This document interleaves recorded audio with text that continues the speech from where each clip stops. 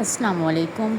آج ہم سورۃ المزمل کی تلاوت کریں گے اور اس کو سیکھیں گے، سمجھیں گے اور سنائیں گے۔ اعوذ باللہ من الشیطان الرجیم، بسم اللہ الرحمن الرحیم۔ شروع اللہ کے نام سے جو سب پر مہربان ہے، بہت مہربان ہے۔ بسم اللہ الرحمن الرحیم۔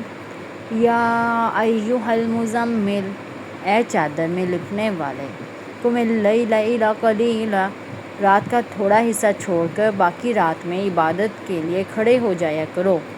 نصفہ او انقص منہ قلیلا، رات کا آدھا حصہ یا آدھے سے کچھ کم کر لو۔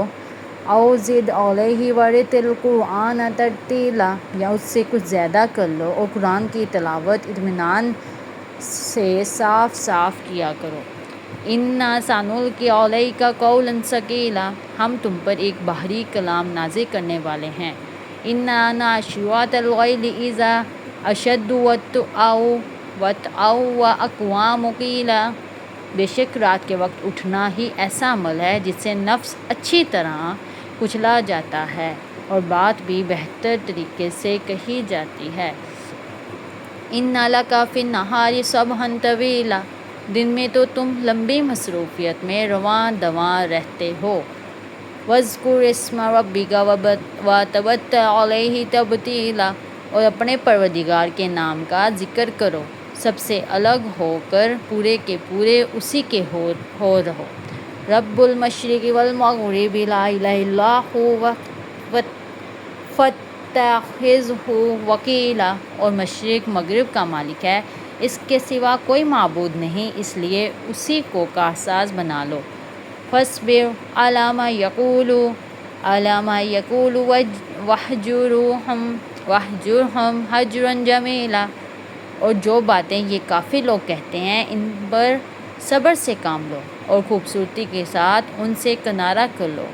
وَذَرْنِی وَالْمُکَذِّبِینَ اُولی النَّعْمَۃِ وَمَہِّلْہُمْ قَلیلا، اور تمہیں جھٹلانے والے جو عیش و عشرت کے مالک بنے ہوئے ہیں ان کا معاملہ مجھ پر چھوڑ دو اور انہیں تھوڑے دن اور مہلت دو۔ اِنَّ لَدَیْنَا أَنکَالًا وَجَحِیمًا، یقین جانو ہمارے پاس بڑی سخت بیڑیاں ہیں اور دہکتی ہوئی آگ ہے۔ وَطَعَامًا ذَا غُصَّةٍ وَعَذَابًا أَلِیمًا، اور گلے میں پھنس جانے والے کھانا ہے اور دکھ دینے والا عذاب۔ ثُمَّ تَرْجُفُ الْأَرْضُ وَالْجِبَالُ وَكَانَتِ الْجِبَالُ کثیبا مہیلا، اس دن جب زمین اور پہاڑ لرز اٹھیں گے اور سارے پہاڑ ریت کے بکھرے ہوئے تودے بن کر رہ جائیں گے۔ اِنَّا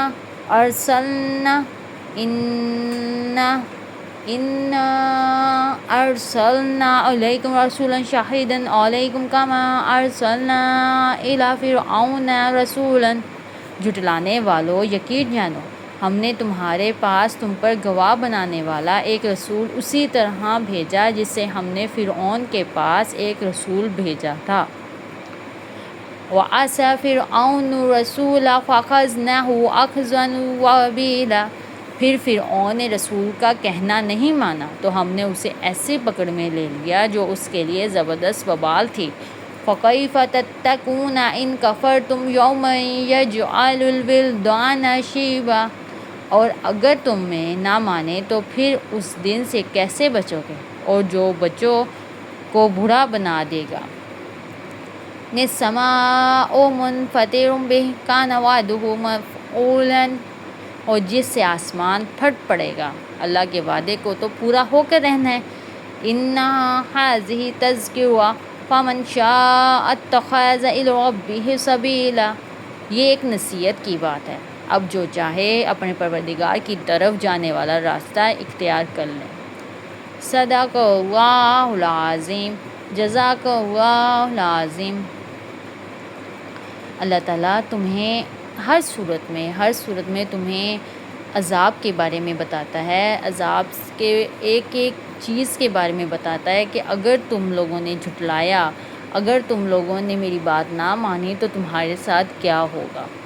تو تم خود سمجھدار ہو، اپنے فائدے کے لیے تم تو دنیا میں غلط کام کرنے پر تیار ہو جاتے ہو، یہ تو پھر صحیح کام ہے۔ اپنے لیے، اپنے آپ کو بہتر بنانے کے لیے اللہ تعالیٰ کے احکام پر عمل کرنا ضروری ہے۔ فرعون کا کیا ہی برا حال ہے، وہ کون نہیں جانتا؟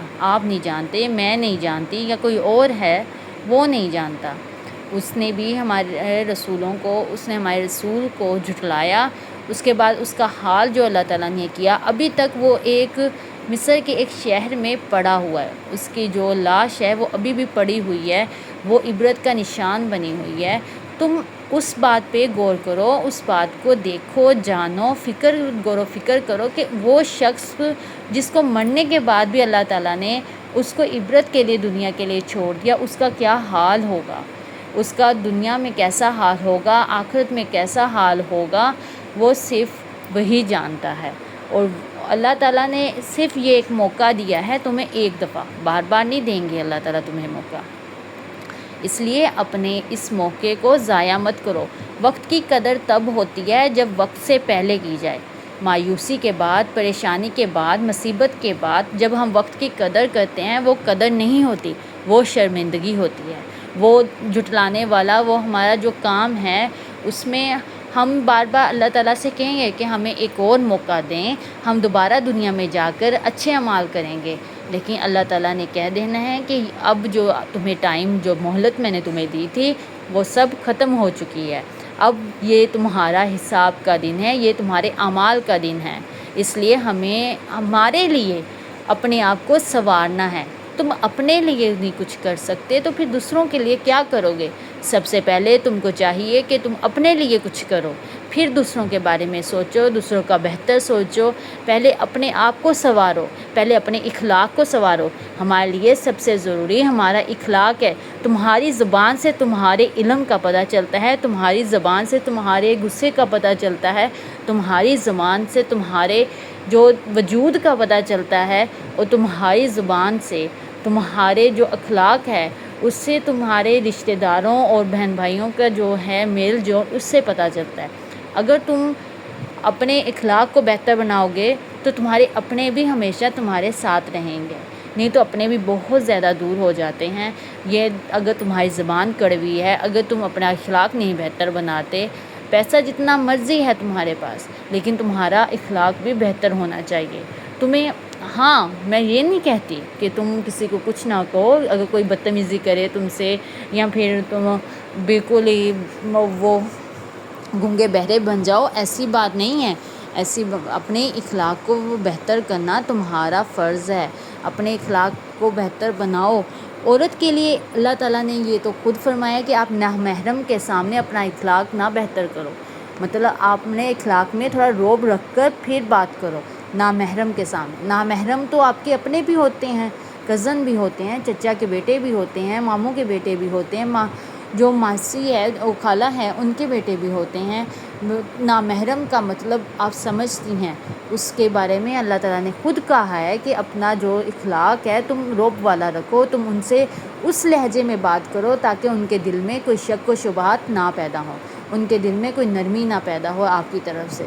یہ عورتوں کے لیے ہے، اور جو مردوں کا ہے، وہ مرد حضرات اپنے اخلاق بہتر سے بہتر بنائیں۔